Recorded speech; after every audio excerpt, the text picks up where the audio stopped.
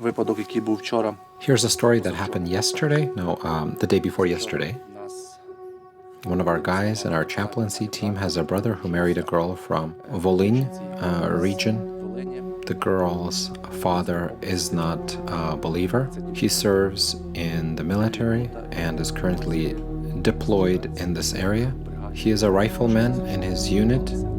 It's also happened that this whole brigade is made out of men who are 45 plus, meaning 45 years old or older.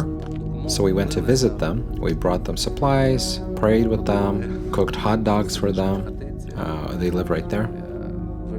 They shared one of their combat experiences. They came back from the battle positions, have rest and recover. This is the story of an unbeliever. He's no stranger to alcohol. He told us about the life he used to lead unto this one life-changing moment. One day, during operations, his unit was caught under artillery and mortar fire. They were in a trench or a dugout shelter, I can't say for sure. The enemy fire was so dense that they were pinned down and he couldn't move. So he was lying on the ground and decided to talk to God for the first time. God, I have never spoken to you before. I am what I am. You know it all.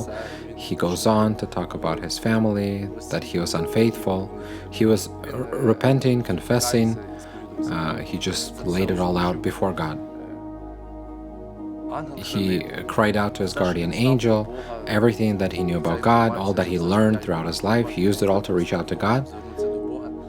And suddenly he heard a voice. We as Protestants and Baptists we're quite rational, and it's quite difficult for us to understand. We don't really embrace such stories, but he continued. He said he heard a voice saying to him, ask for a dome. He said, what dome? Like a dome, just like a bubble while you're taking a bath. Ask for one.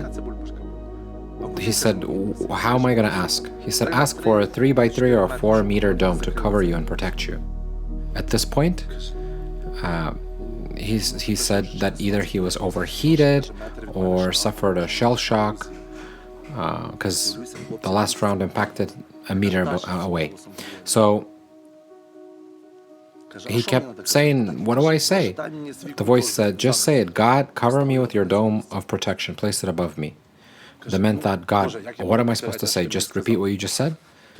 And he felt like he was going crazy. The shelling continued. One round exploded here, over there. The third one's going to cover me. And he sees there's a drone flying over his head. And at that moment, he pleaded, God, would you please place a dome above me so that nothing would hurt me, so that it would cover me from the sun, bring comfort, save my life. He was praying, he was begging, he was scared, his heart was pounding.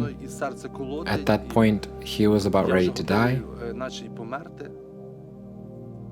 But then he noticed that after, the shell landed a meter away from him, the next one exploded 10 meters away, 20 meters away, round kept exploding all over the place, but nothing landed next to him. The shelling ended. He said to the guys, you can get up and come out. And they were like, what are you talking about? He said, there's the dome of protection above us. Do you understand? They didn't take him seriously. They don't believe him. Dome protection. So that was the story, a short testimony of God's hand in his situation. We were standing in a circle. We prayed. We ate together. He was sharing this. Everyone is listening. They said, yeah, that happened. Here was a man who used to live a godless life. Today he says that God has rescued him, preserved his life. And he shared this with his family and his children. One of our brothers in Christ who was with their unit confirms that this actually happened. He can't confirm that he heard the voice, but he witnessed the whole experience. Another story that occurred yesterday, one of our brothers in Christ from Vinica, he was on a reconnaissance mission. Suddenly, a piece of shrapnel struck his helmet. I don't know what happened, but a big piece of shrapnel just left a little scratch on his head. It should have just gone right through his head and out of his chin. Instead, it entered his helmet, scratched his head, and left on the other side. And that's it. That's that. All of the soldiers in his reconnaissance unit, they're all career military. They're not mobilized civilians. We met them once in Seatown and prayed for them. Sometime after that, not having planned this, we stopped at hospital in D-Town. We came across the same servicemen once again, prayed for them. This is where we met their commander, who arrived to check on his guys, since they were all scattered around the area.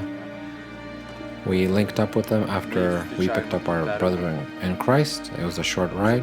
He was changing and cleaning up because he was covered in blood from that scratch. So he's cleaning up. We're giving him a ride back. We blessed him, prayed with somebody else in another area. And the commander, he's seen this whole thing, shared the story. They're all just in awe. This is just another instance that demonstrates the work of God in a physical manifestation, when a person could see, sense the action of God. Your ministry is extremely important. Thank you. Oftentimes we don't realize it ourselves, we just do it. Now, the military says we have different jobs, but you guys do a very important thing. Nevertheless, it's hard for us to appreciate the importance of our work. We understand that, we do what Christ has commissioned us to do.